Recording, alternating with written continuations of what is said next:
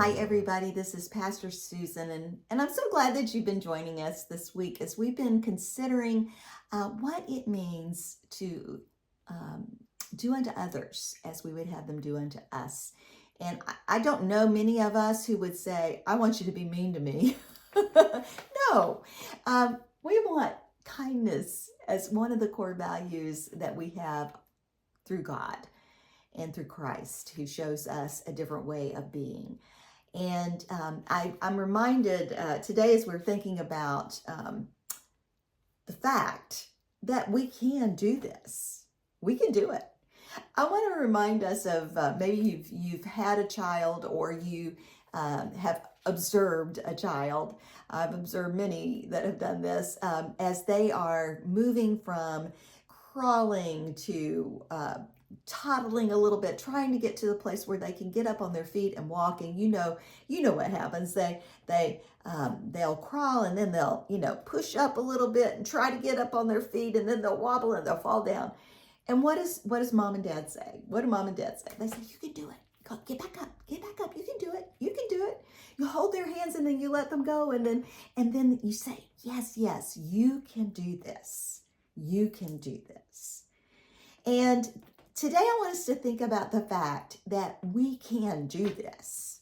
It is possible for us to live with the value of kindness and love that permeates our being, permeates the divisions that separate us, moves us forward so that we can show up in the way that is consistent with what we say we believe.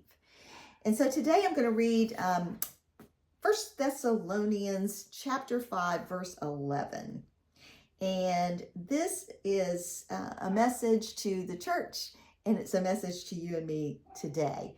And it says this: therefore, encourage one another and build each other up as indeed you are doing. And so Paul, or the writer, is saying to the people, the church, you can do this. You can do this.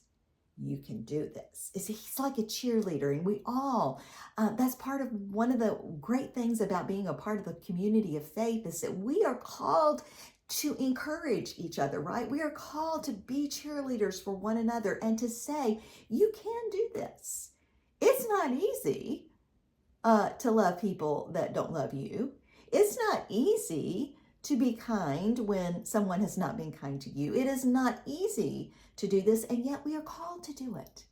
We are called to do it, and we are there to encourage each other. And so my question for you is, who are you being called to encourage today? How can you do that?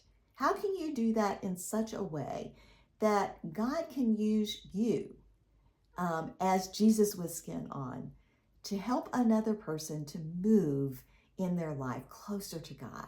How can you be kind in such a way that they will know that God is shining through your life? It's not just about you or me, it's about God.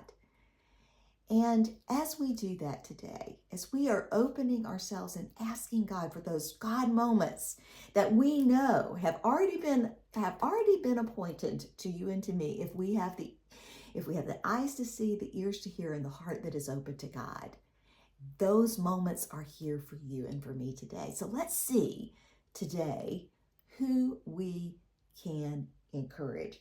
Who can we say, you can do this? You can do this. And you can do this too, and I can do it too. Maybe so. I'm going to read a prayer that's based on 2 Corinthians 13:11. Listen to this prayer. Lord, it doesn't always feel natural to encourage others. Either I struggle to love another person or I'm dealing with my own pain. So please flow through me and teach me to encourage others as well. Amen.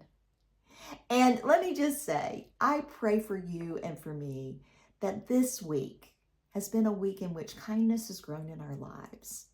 And stay tuned, because every week we're going to be focusing for the next 4 weeks on these values, these core values, that as we place and plant them in our hearts and we ask God to help us, we become more and more like Jesus. Go in peace, go in kindness, and go in love. Amen and amen.